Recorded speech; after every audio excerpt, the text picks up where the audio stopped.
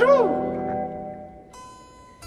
Accros de l'horreur, et bienvenue à Bouillon de Sépulture. Nous sommes heureux de vous présenter un de nos meilleurs classiques.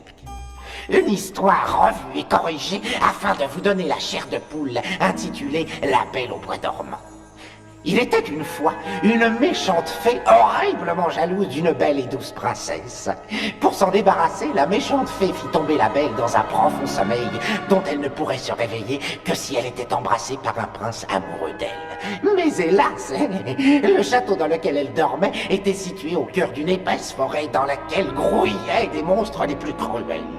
Pendant 100 ans, de valeureux princes tentèrent d'arriver jusqu'au château pour sauver la princesse, mais on ne les revit jamais. Il faut vous dire que mettre le pied dans cette forêt signifiait aller au-devant de la mort.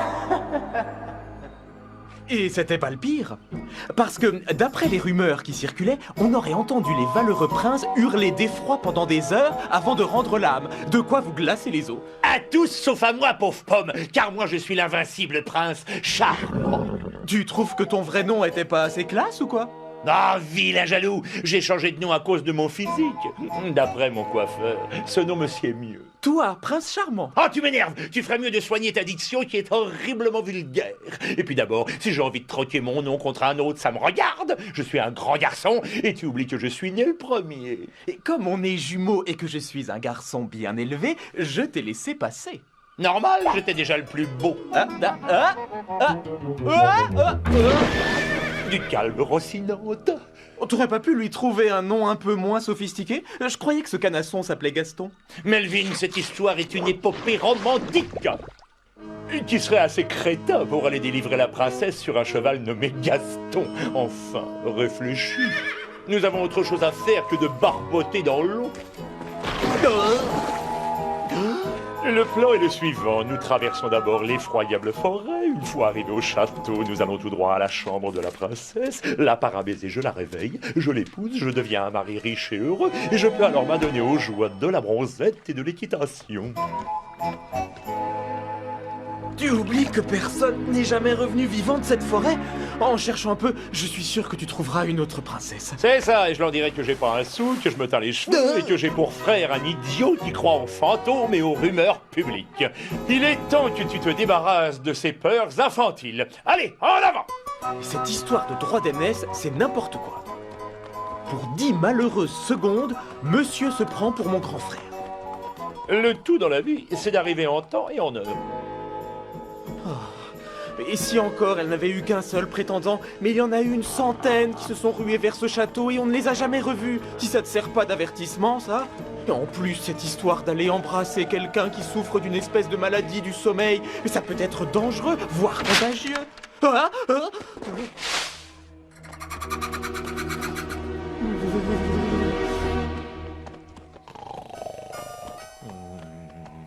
Lui, il s'y entend côté maladie du sommeil.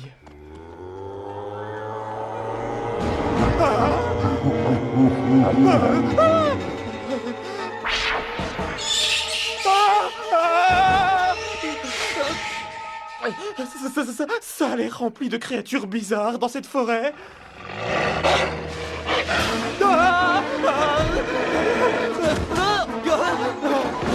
Frangin, viens vite à mon secours!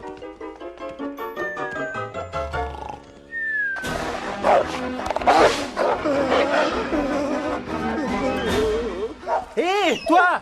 Reviens ici! Espèce de trouillard et espèce de poule mouillée! Et dire qu'il a peur d'un simple... Au secours! À l'aide!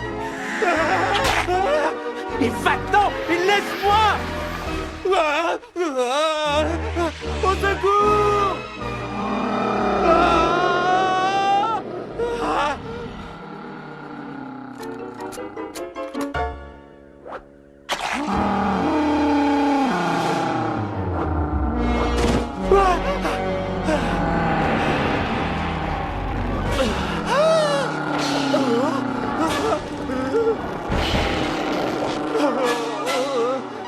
Frangin! Un arbre carnivore! Au secours!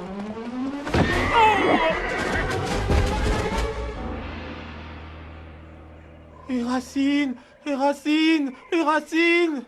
Quoi, mes racines? Oh, quelle horreur! Pourquoi ne me l'as-tu pas fait remarquer plus tôt? Oh, vite, prends rendez-vous chez le Il est coiffeur fou, le plus un proche. coiffeur dans cette forêt? J'espère que la princesse ne remarquera rien. Réveille-moi lorsque nous serons arrivés au château. Pour 10 malheureuses secondes, je suis devenu son souffre-douleur! Ah! Ah!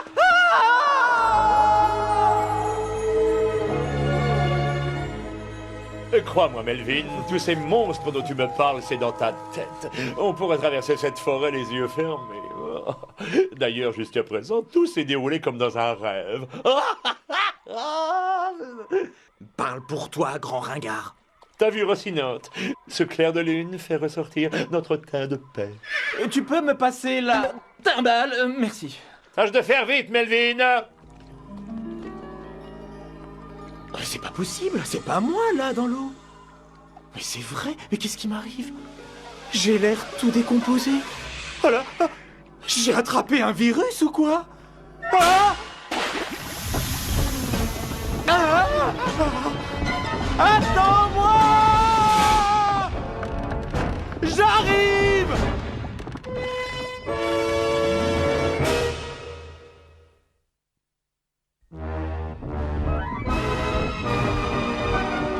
Je t'en prie, frangin, attends-moi! Attention, ne t'engage pas sur le pont, tout va s'écrouler! C'est pas un vieux pont vermoulu qui va entraver mon épopée romantique. Regarde devant toi! Ah! Ah! Ah!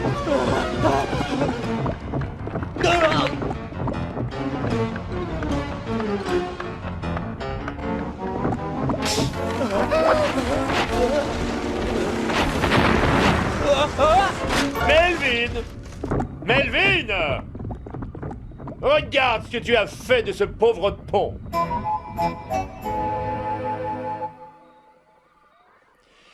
Maintenant, tout ce qu'il me reste à faire, c'est débroussailler un peu tout cela. Quelques coups de serpette et le tour sera joué. Aïe! Tu y tiens absolument? Melvin. Jamais j'y arriverai. Maliverne! Allez, sors ta serpette et commence à tailler dans cette jungle. Tu as 3 minutes pour le faire.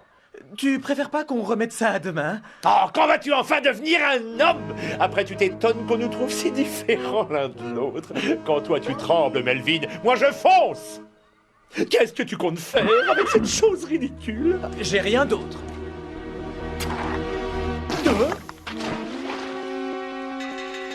Quelle horreur! Faudra-t-il toujours que tu sois aussi maladroit? Allez, va vite te laver la figure. Pendant ce temps-là, je vais essayer de me débrouiller. Je te souhaite bonne chance! Silence! Je dois absolument me concentrer.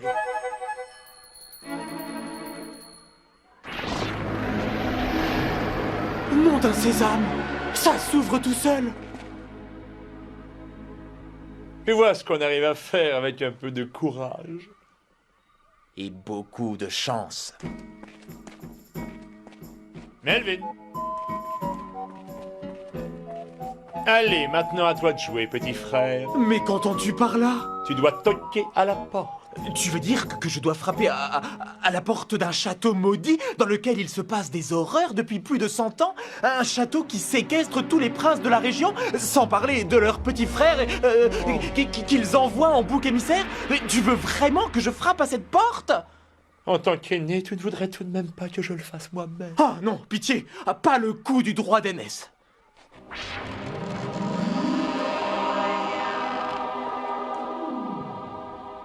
Étrange, drôlement bruyant pour le château d'une belle endormie. Note bien qu'il y a des gens qui ont le sommeil lourd. J'aurais jamais pensé qu'une princesse puisse ronfler. Grand Dieu, quel boucan! Et encore moins si elle est jolie. Elle peut pas tout avoir. Après tout, ce n'est qu'un détail. C'est vrai, ça. Bon, allons voir à quoi ressemble cette beauté. Après toi. Melvin, rien de cassé? Tout baigne. Ça y est, cette fois nous y sommes. Ouais, ça pour y être, on y est. Nous devrions sans doute lui faire savoir que nous sommes arrivés, mais quand il n'y a pas de majordome, comment fait-on? Ah bah t'as qu'à crier haut et là-dedans. Oh, et là-dedans. En hurlant comme tu viens de le faire, ça peut marcher aussi.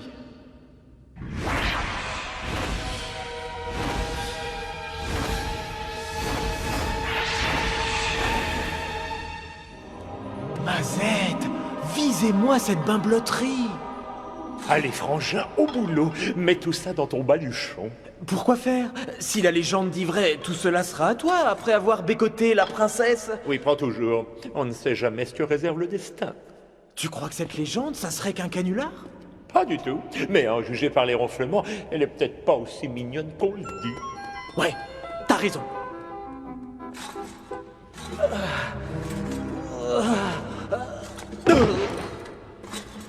Diantre, il y a au moins une centaine de portes. 104, pour être tout à fait précis. Oui, et bien entendu, nous n'avons pas le moindre indice pour nous guider. Ce n'est pas tout à fait vrai. Avant de te suivre dans cette folle aventure, j'ai effectué quelques petits travaux de recherche. Nous pourrions entrer dans chaque pièce, mais ça prendrait des heures. C'est pour ça que j'ai emmené les plans du château. Bon, puisque le temps presse, recourons à une méthode qui m'a toujours réussi, mon infaillible intuition. Âme, stram, gramme, pique et collégramme. Laquelle as-tu dit? Non, pas celle-là! Melvin!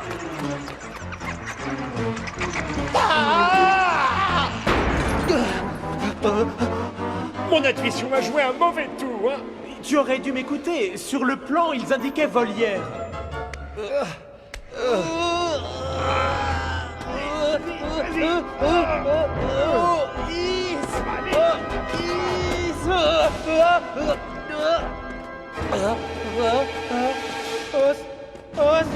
Au secours! Qu'est-ce qu'il y a encore, Melvin? Ne te retourne pas tout de suite. Au secours!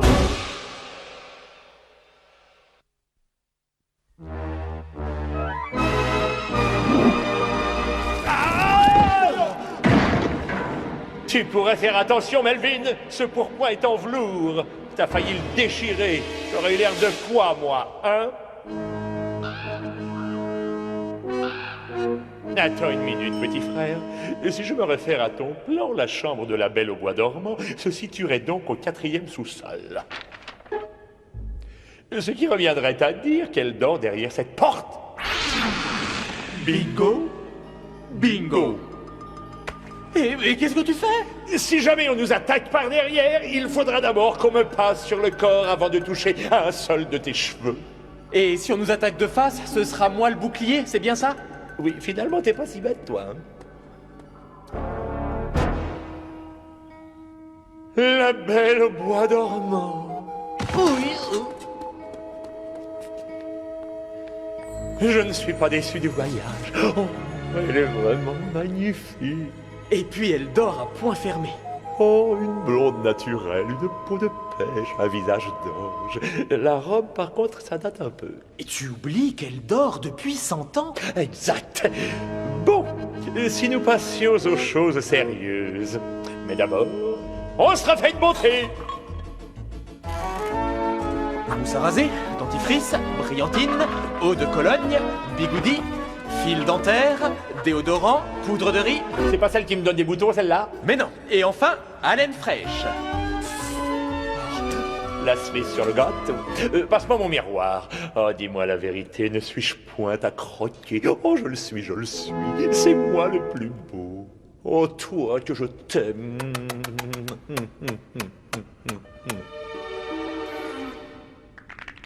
Me voilà, ma bien-aimée. S'il te plaît, Melvin, tu veux bien nous laisser seuls, oui? Je regarde pas. Melvin! Je regarde pas.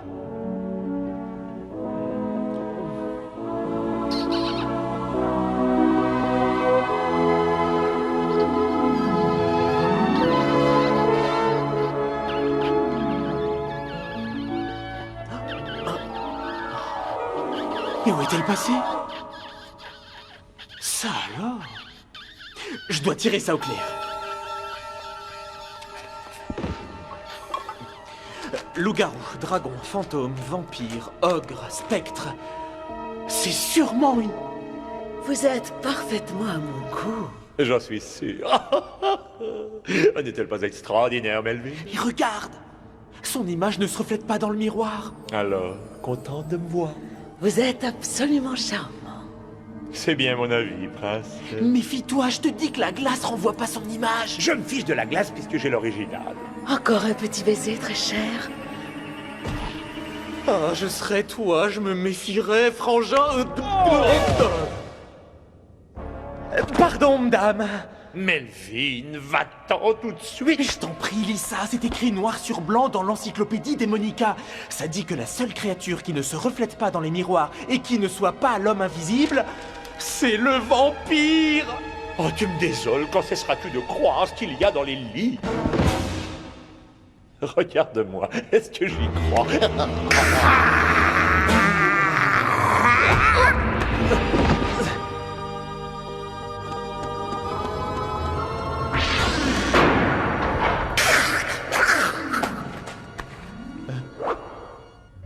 Au secours! Au secours!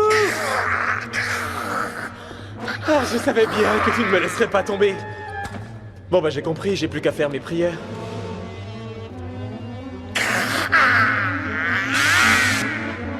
Frangin, attends-moi!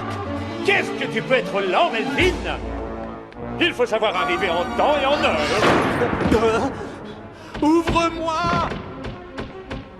Je vais pas l'aider toute ma vie.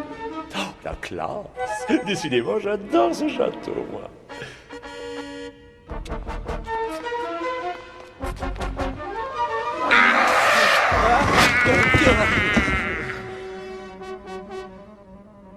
Arrière, vilaine bête! Ne me force pas à t'embrocher! Oups, je me suis gouré de boue. Je suis le prince charmant. Oh, heureux de faire votre connaissance. J'adore toutes ces glaces. Vous qui ne vous reflétez pas dans ce miroir, ça ne vous concerne pas, bien sûr. En fait, ça doit être dur de ne pouvoir se regarder.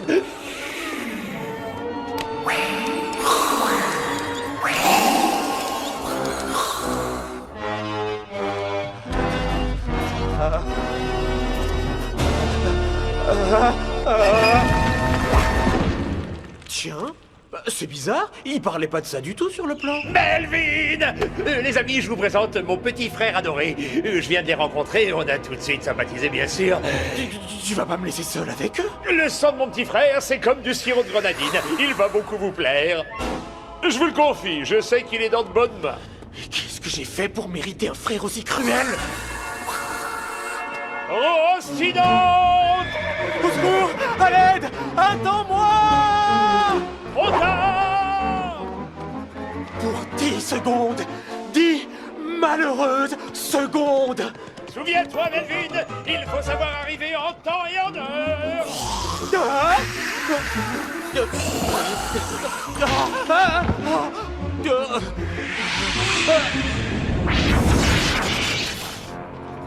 Ah, je commence à être fatigué de ce petit jeu. C'est vrai, ça se voit sur votre visage. Mais c'est normal, il y a une explication. Regardez, il commence à faire jour.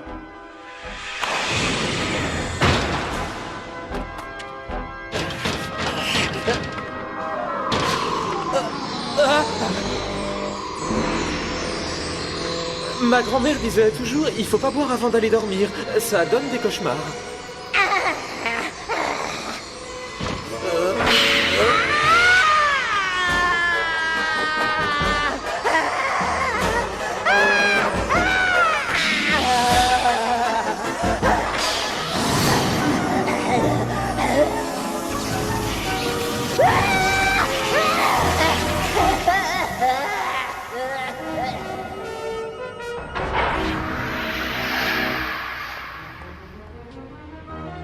Ça alors?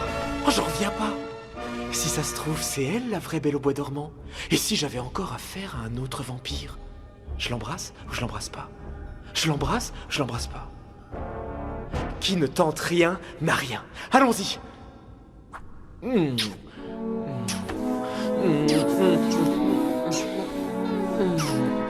mon prince! Waouh!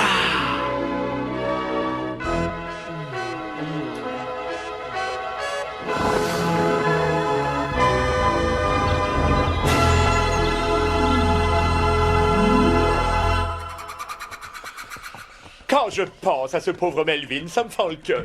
En tout cas, on peut se féliciter d'être vivant, n'est-ce pas, Rocinante? C'est le plus important. Bizarre ce miroir. Je ne vois rien. Je me sens tout glacé. Qu'est-ce qu'il faut en conclure? Ah! Dis-moi, Rocinante, crois-tu que là où nous allons, il y ait des coiffeurs? Oui, je suis content pour Melvin. Rassurez-vous, c'est toujours le gentil qui gagne. Son frère aîné a trop présumé de son charme. Il aurait dû y regarder à 2 fois avant de se laisser sauter au cou. Sans vouloir faire de jeu de mots, on peut dire qu'il n'a pas eu de veine. Et pourtant, il avait du sang-froid, mais elle avait la d'autres longue.